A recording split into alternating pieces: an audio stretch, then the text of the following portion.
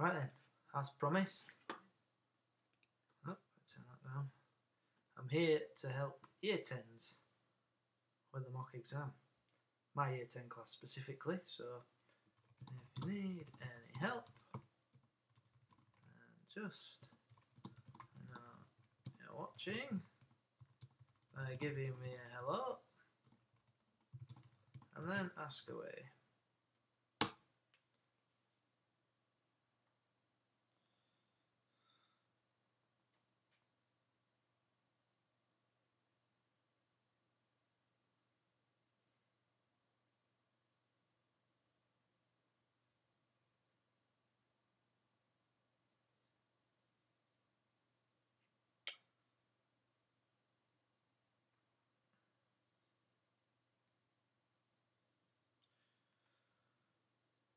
One person watching, wonder if it's Year 10. I'm going to give it a couple of minutes, and if anybody asks me anything, I'll give you some information.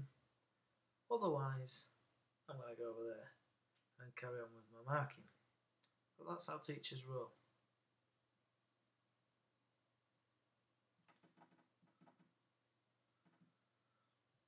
For me to give you help, of course, you've got to give me something to go on. Give me some questions.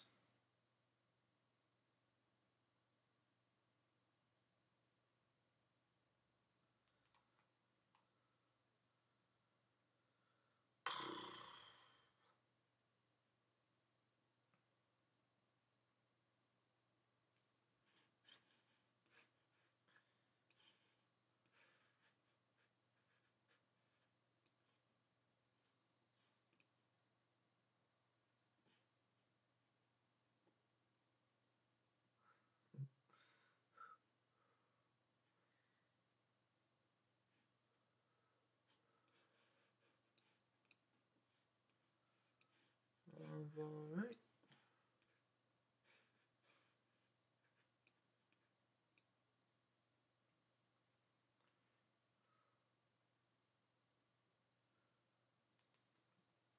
So, not much being said. Well, for those two people who are watching, just on the off chance, I'll give you a little hint, just for two people. One thing that I'm anticipating that I'm going to have to put. Yes, I can, Dan and Beth. Punishments that stopped criminals. Well, all punishments should stop criminals. What I'm going to do, Dan and Beth, is I'm going to get you to think about punishments in a different way. I want you to think about, well, crime and punishment generally, and who influenced crime and punishment. And put it this way. Remember when we did about medieval times? We did about crime and punishment, and there was a question about what influenced crime and punishment the most. Well, for tomorrow, what you need to think about is what does influence crime and punishment. Now, here's my advice for you. In the modern era, the media influences crime and punishment quite a lot. The media makes people feel that crime's worse than it actually is sometimes. And the media makes people think that prison's a bit soft when perhaps it isn't. And also, democracy affects crime and punishment. For example, the governments have to respond to what people want. Crime is something that people want sorting out often. And they often want criminals treated harshly, and they don't want criminals having loads of money spent on them because they're criminals. So that the fact that we live in a democracy where people vote means that more money is sometimes spent on the police and less money is often spent on prisons. So we've got prison overcrowded and so on and so forth. If you go back a little bit to the industrial period, actually there's a lot of similar feelings there. What influences crime and punishment? Well, it's the media, which makes highwaymen seem all glamorous. It's also the media, which makes crime seem really bad at the end of the industrial period with penny dreadful magazines. And the fact that we live in a democracy in the industrial period more and more people have got a say in things, means the government feels they have to take more action than perhaps they did before. But, well, because otherwise people won't vote for them, and that's the key. If you zoom all the way back to the medieval period and think, what influenced crime and punishment? Well, in terms of crime and punishment, local communities had a much bigger role. Think about it. All of these places, they're not linked together without anything but dirt roads. So you've got villages that are miles away from other villages out in the middle of nowhere with 20 odd people living there.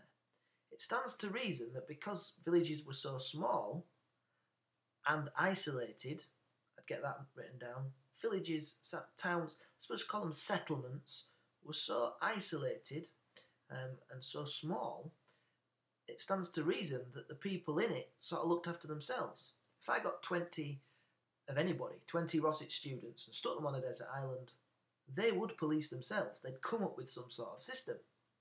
So local communities were really important in the medieval period, and I'll give you some examples. Hue and cry. You know what that is? There's a crime going, ah! And they all had to come running. And if they didn't, if they heard the hue and cry and didn't come running, then they were going to be punished for it. What else have we got? Tithings. Yeah, they had to go into groups of, I always get this wrong way around. It's either groups of 10 when they're 12 years old, or groups of 12 when they're 10 years old. I think we're going to go with groups of 10 when they're 12 years old.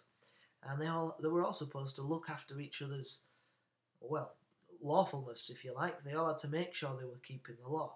If one of them broke the law, the whole tithing was expected to take that person and hand them in, or they'd all get a fine. They'd all get a punishment. So it's like collective justice, if you like. So, and the sheriffs would live in the local community. When you go a bit towards the end of the medieval period, or the Middle Ages, same thing, you had constables. They were volunteers. They volunteered to do the role for 1 year. But they also lived in the local communities. So they had to rely on local communities, and they did rely on local communities. But there were other things which influenced law and order in that period. And you can see it on the sheet that's on the website. You know, the king influenced law and order a lot. Classic example that you'd give, William the Conqueror introduced the murderer's fine. Right, now, if you can't remember what the murderer's fine is, because William the Conqueror invaded England and took over, people didn't want him there, as you know. And Lewis, I will get to your question. I'm not ignoring it. People kept killing Normans, and William was furious about this. And so what he decided to do was to say, if a Norman turned up dead somewhere, anywhere, wherever it happened to be, the people in the villages and settlements geographically near the place where the Norman turned up dead, everybody there would be fined, a huge fine, the murderer's fine. And what was the impact of that? Well, if you saw somebody murdering a Norman, you'd go, whoa, don't do that, we're going to have to pay a massive fine. So less Normans turned up dead, and things were a bit safer for the Normans. So that was the theory anyway, and it was something introduced by William. Another big change in the law introduced by William, which I'd be writing down if I was listening to this, is the forest laws. When he took over, just got bits of England and said, that's forest, that's forest. Now we think of forest as loads of trees. It's actually come from this Norman word of forest. It doesn't mean loads of trees. At that time it was just an area of land that William said was royal forest land. And often trees would then grow on that land if they weren't there already. Why did William want this land? For hunting. But the problem was, this land was used for other things before William came along and said, that's royal land, that's royal land, that's royal land. And so people broke the law by going on the royal land, and William had to punish them in different ways. So there's two ways that royal authority in the medieval period changed law and order. The murderer's fine from William, the forest laws from William. There's just two examples I would give. And the church, of course. Well, there's another one. The church is another thing that influenced law and order, crime and punishment. In the medieval period, there were church courts. It was William who introduced this. So if you did a crime that was against God, then you'd go to a church court. For example, if you stole something, that's not a crime against God. But if you're married and you cheat on your wife, you're married in the eyes of God. That's adultery. So you would go to the church court instead of the normal courts, which, I'd write this down, you call the normal courts secular courts. So in the medieval period, the churches had their own courts. If you're in class and you say, "Oh, for God's sakes," you're not going to get in serious trouble. If you did that in the medieval period, you were in serious trouble. That was blasphemy. And that was something else which they would deal with in the church courts. So the church, and then of course, you probably remember sanctuary.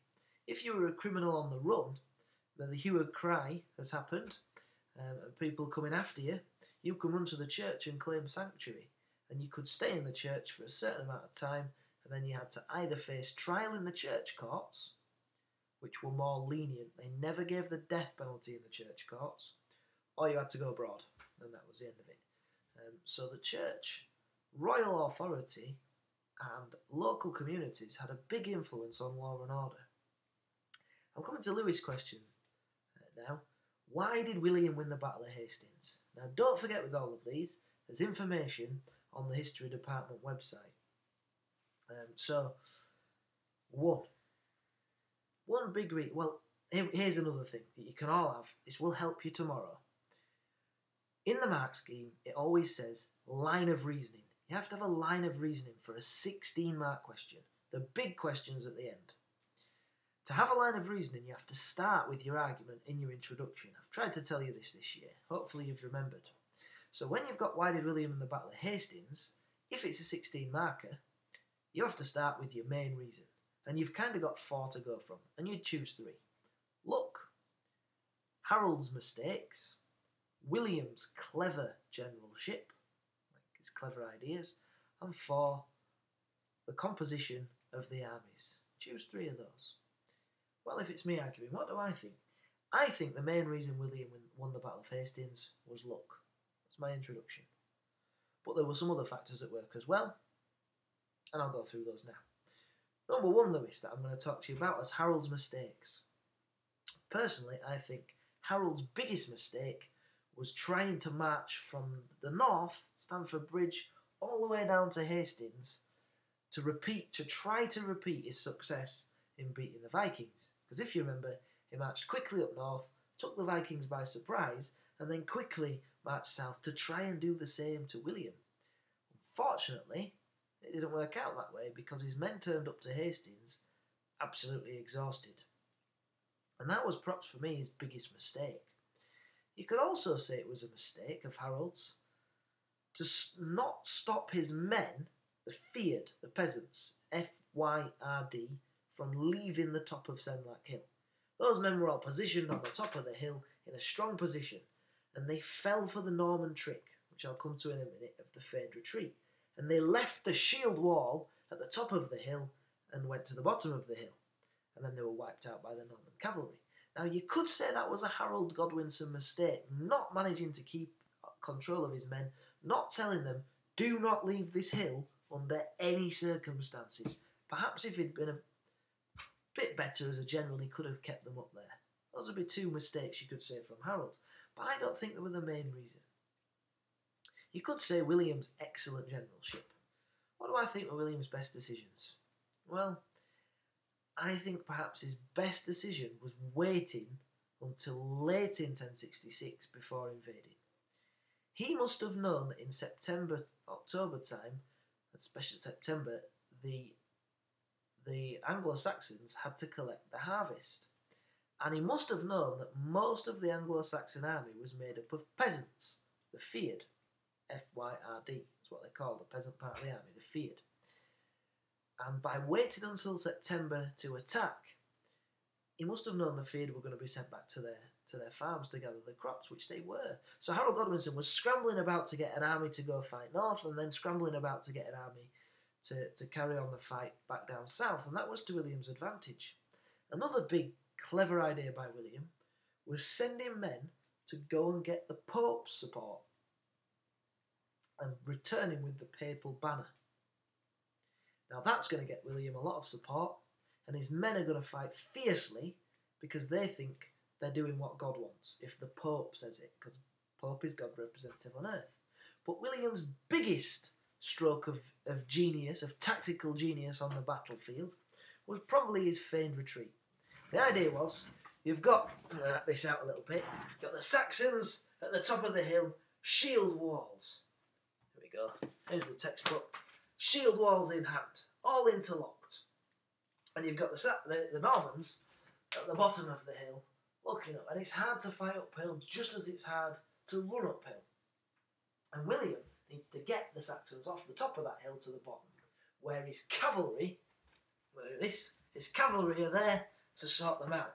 Because the cavalry is no good fighting uphill, because it's steep uphill. Cavalry is all about the momentum, but they can't get momentum running uphill. William's idea comes actually by accident, because some of his men in the army, if you want to be really impressive, it was the Bretons, Breton. The Bretons who'd come across with William's army, they ran away. They obviously must have panicked, thought we're never going to beat through this Saxon shield wall, and ran down the hill, only in one part of the line. And you think this line stretches, this shield wall stretches a long, long way. But just on the left-hand side, they ran down after the Normans. This was a genuine retreat. These Bretons were scared, they were running off.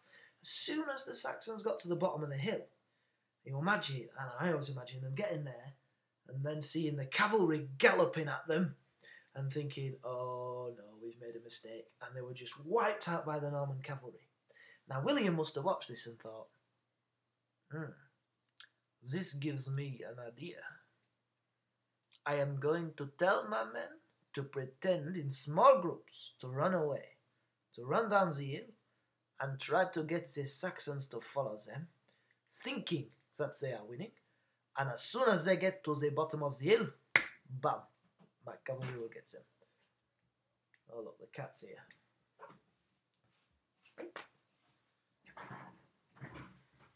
And I imagine he would have a cat and go, "Moo." Like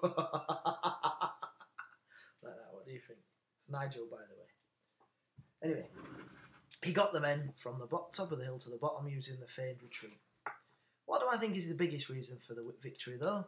Luck. Harold Godwinson nearly won in 1066. The Battle of Hastings lasted all day. It was fine margins. Harold Godwinson, in less than 1 month, at opposite ends of the country, he had to walk his army up there, fight the Vikings, and then march all the way back down south and fight the Normans. Two of the fiercest warriors in the world, Harold Hardrada and William of Normandy, and he still managed to nearly win. But the bad luck, the real bad luck, was that they both invaded within a month. If one of them had invaded in March and the other one invaded in December, his army would have had time to recover. And it wasn't like William got on the phone to Harold and went, let's go now, go. It just didn't happen like that. They weren't friends, they weren't allies. Just the Vikings happened to invade, and then shortly after the Normans happened to invade. That was terrible bad luck. And because he had to fight two battles, opposite end of the countries, first of all, his army was tired when they arrived to fight William, and second of all, some of his men were dead or injured as a result of the fight with the Vikings, even though he won. That's the worst luck, I think. But another bit of bad luck, lesser known, is that in the sea, there was a storm which damaged the English ships that were waiting there to try to intercept the Normans, and the English ships had to go back to port. Now, if those English ships had been in the Channel, they would have tried to fight the Normans. They might have lost. But even if they'd lost, they would have taken out some of the Norman ships and some of the Norman soldiers. And remember, the battle was very, very close all day. It lasted a whole day. So there's two big bits of bad luck there that I'd probably be mentioning. And then down, the succession crisis. Okay, well again, I would use the things on the website because I've set it out into paragraphs that I would write about. For me, the biggest reason why there was a succession crisis was because Edward didn't have a son.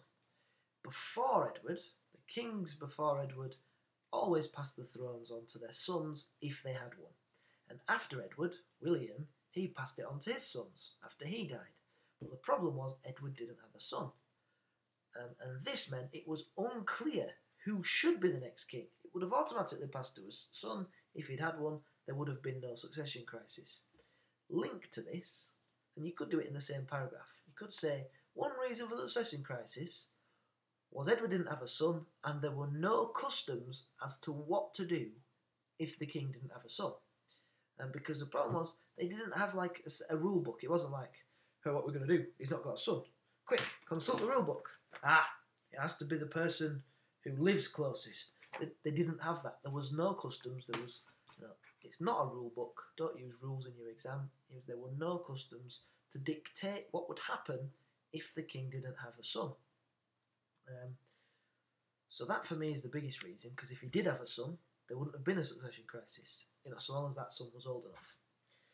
Another big reason for the succession crisis, it stands to reason. A succession crisis is, it's not clear who should be the rightful king.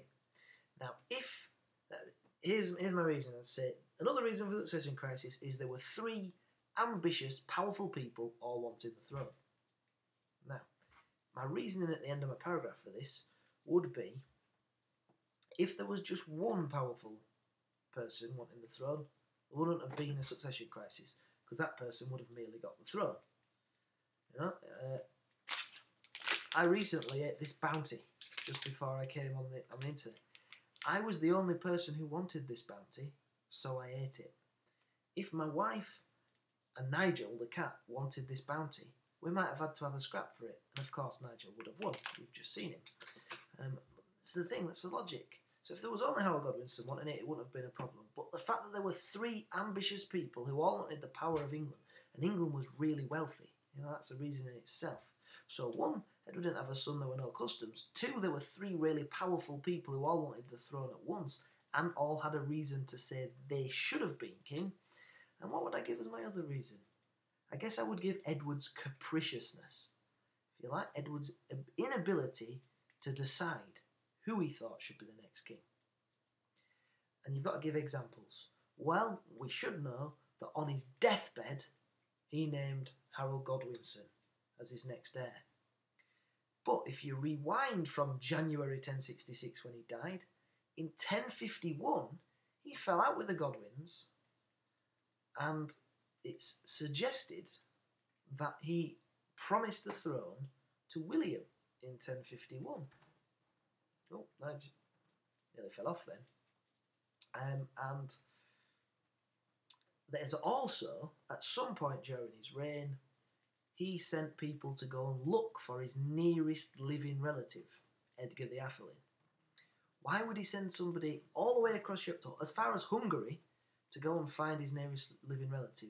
What would the point be? And to bring him all the way back to England, unless you've thought, I think I want my nearest relative to be the next king.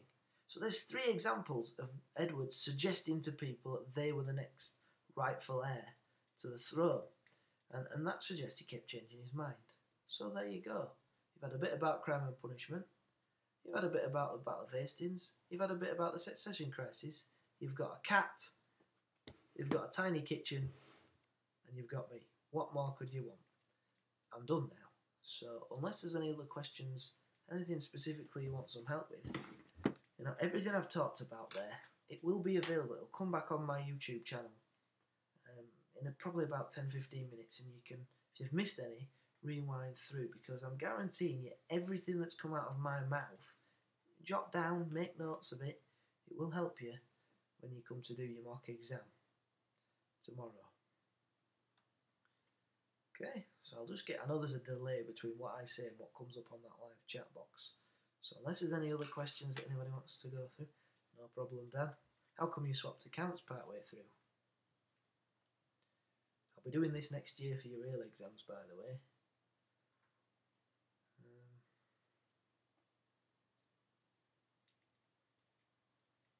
Nigel, you got anything to say? Anything? No? Okay, fair enough. Alright then. Well, nobody seems to be saying anything. I've got a thank you from Dan and Beth. And yes, Nigel from everybody's favourite Leeds fan. What's that? That's worth it. Okay, I see. Right then. I'll see you tomorrow. And if you need me, I'll be around in the morning. I'll help you out. Come before form time. Come in form time if your form tutor lets you. My form's in J7. If there's anything desperate, I'll be around at break time as well. I'm on duty just outside Junior Block. There we go. See you later.